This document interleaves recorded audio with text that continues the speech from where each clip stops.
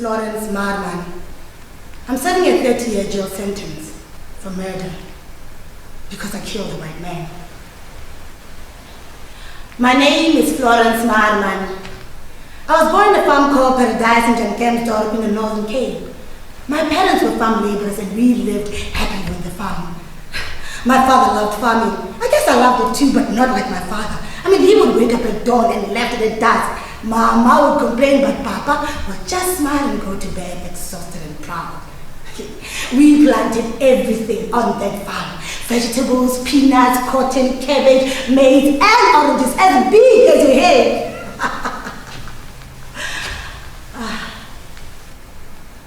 My father and Paradise were inseparable.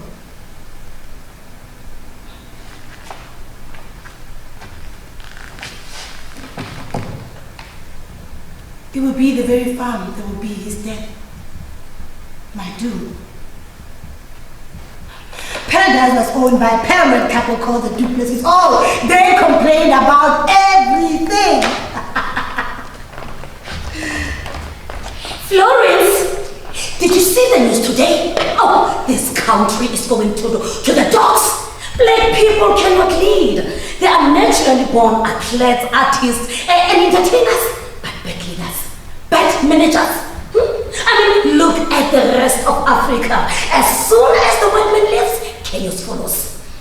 You know, they kicked the white man out of Zimbabwe. Oh, in a week, the beautiful country was turned into shit. And if President Zuma cannot put a leash on that retarded Julius Malema with this kill the poor, kill the farm, and this nationalization nonsense, South Africa will follow. Florence, the Belgians left Rwanda for one day, oh, they killed, they cooked, they boiled and ate each other. Do you know why? Because there were no white people to oversee the state of the nation. When we leave South Africa, oh, we are taking everything. Yes, we are taking our minds, our minerals, our intellect, and our religion. You can go back into practicing your voodoo witchcraft and let us see if a Sangoma can really build an aircraft or create a light bulb. Oh, Florence, I don't mean to upset you, but black people are inferior beings. You know, there are only exceptional ones like your Mandela, Sobukwe, Biko, as there are in apes and chimpanzees. Florence, God created you that way so that we can help you every step of the way. Black people are not to be left to their own device. No, it will be detrimental. And who will be blamed? Us, white people. The Duplessis were so fed up with the black government. They eventually sold the farm that had been in our family for 3 generations and left for Australia. They sold our farm to new owners. And the new owners did not want us on their land. They had their own staff, a couple of hard-working Mozambicans. Paradise was going to become a game reserve for zebras and lions. And in this country, black people are fed to the lions with impunity. We had no choice but to leave. Paradise is no longer home. How do you live home? How do you just pack up and go? If you decide to go home, where do you go? If you decide to go, will you find peace there? My father said there's hectares and hectares of land for everyone, but none for the natives. Oh, my father was so devastated. He blamed the whole situation on the foreigners. For how long are we supposed to compete with everything for the love of the white man? We compete with his dog. We compete with his cat. We compete with his zebras and lions. And now we compete with the stinking foreigners.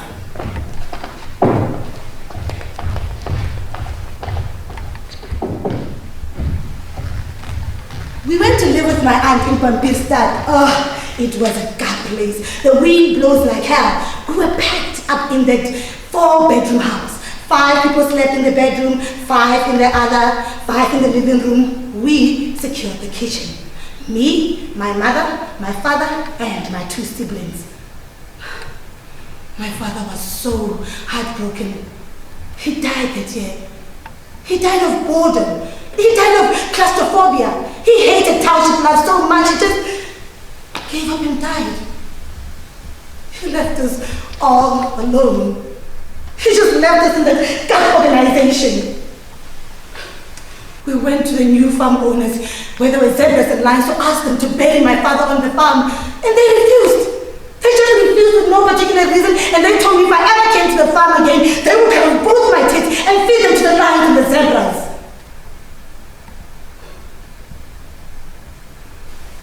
We buried my father on the side of the road next to his beloved farm.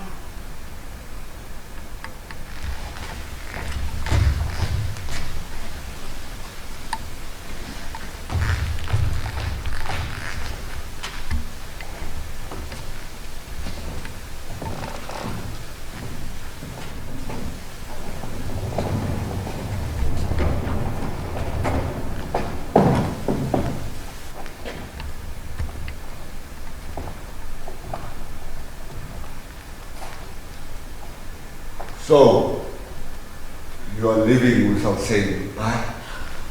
Goodbye. Not even a kiss? But the keys, don't leave. Please don't make this more difficult than it already is. If it's that difficult, then stay. You know I can't do that. I'll be back, baby. No, please, don't do that. Don't make promises you cannot keep. People who go to Joburg don't come back in one piece. They always come back sick or dead. Remember when we started? You went to Joburg to go and sing with Mendoza and become a mega superstar. Until this day, nobody knows where Mendoza is. Him and Mendoza never met. They never leave the city.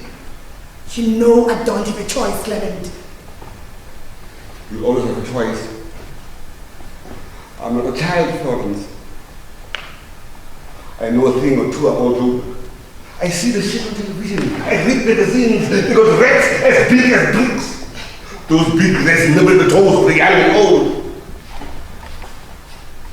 Why do you want to go to a land of prostitution, homosexuals and incest?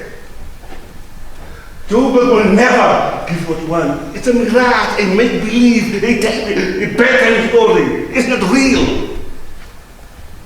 Those people are hidden. They are going to eat sushi on your pussy. Please don't insult me. Don't. I'm sorry, but that's the honest truth. Why don't you go to Kimberley? It's nearer. You know the language. You have relatives there. Plus I can visit. Plus there are big holes in diamonds there. There are no diamonds in Kimberley. The diamonds are in Antwerp. Then go there. It's in Europe, another continent. Then go to Cape Town. Don't you understand? I don't want you to go to Europe. You are going to Joburg to look for a job, to get some money, and buy a piece of land to bury your father. It's a fucking beautiful script. Gibson kind of love it, but it's fucking dead.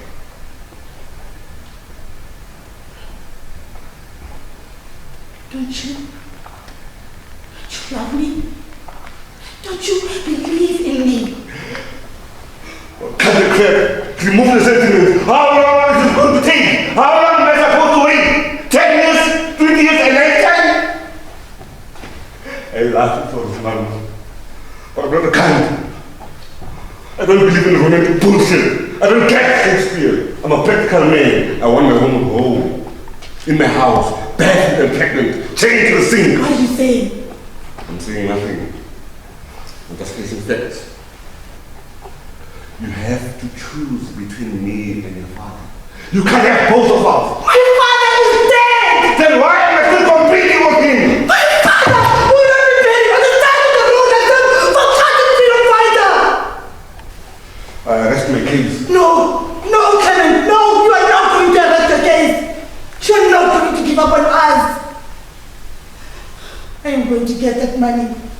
I'm going to buy that land and bury my father on it, even if it kills me. And you and I are going to get married and live on that farm. Do you hear me, Clement? I've got this all planned out like an Italian job, baby.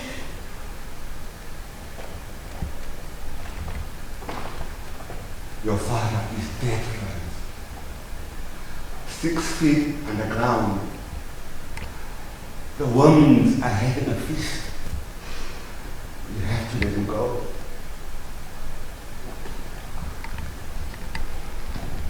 Goodbye, sweetheart.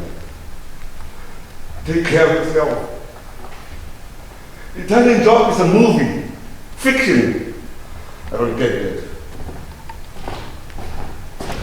I know your problem, Florence Maarman.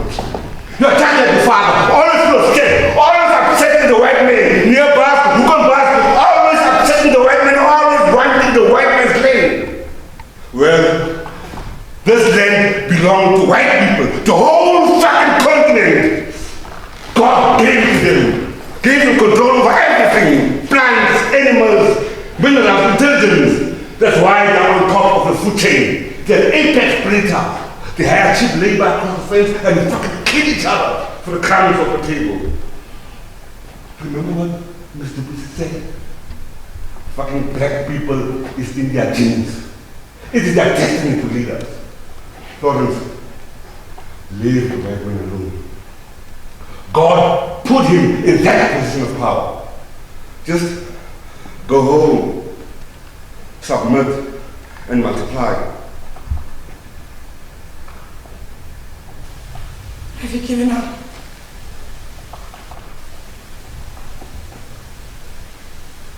Yes.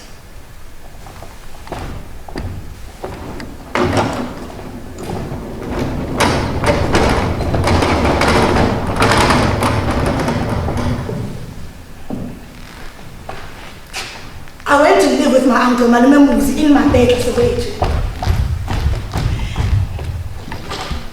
Every morning we woke up at 3 o'clock to catch the 4 o'clock train to Johannesburg at Murafi Station. Oh, it was a thrill for me to see young and old people going up and down the stairs to catch the same train to Johannesburg.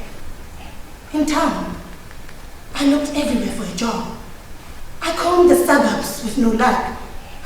Those rich people were hostile. I mean, they had high fences, boom gates, alarm systems, and fierce dogs. Actually, they don't mind poor people there. But I felt sad for them. I mean, how can you live in such a secure fortress? Who are you afraid of?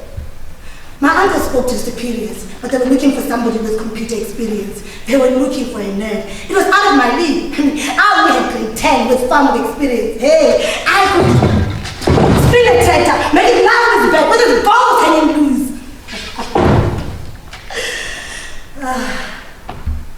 But that was not enough. Joburg was a crack organization. And where the hell was this land of milk and honey? What the hell was this pot of gold that everyone is always bitching about? Is this a mirage? A make-believe? A climate story? Have I bitten more than I can chew? Oh, Clement is right about this. I'll never hear the end of it. I miss him. I miss him right now, right here. I miss his pessimism. He's a stupid boy, but I miss him. My uncle is a good man. Always encouraged me never to give up. In my eyes, he's a good candidate to replace my father. Always patient and diligent. After 1 and 2 beers, or in a good old song from the radio, my memories would console me.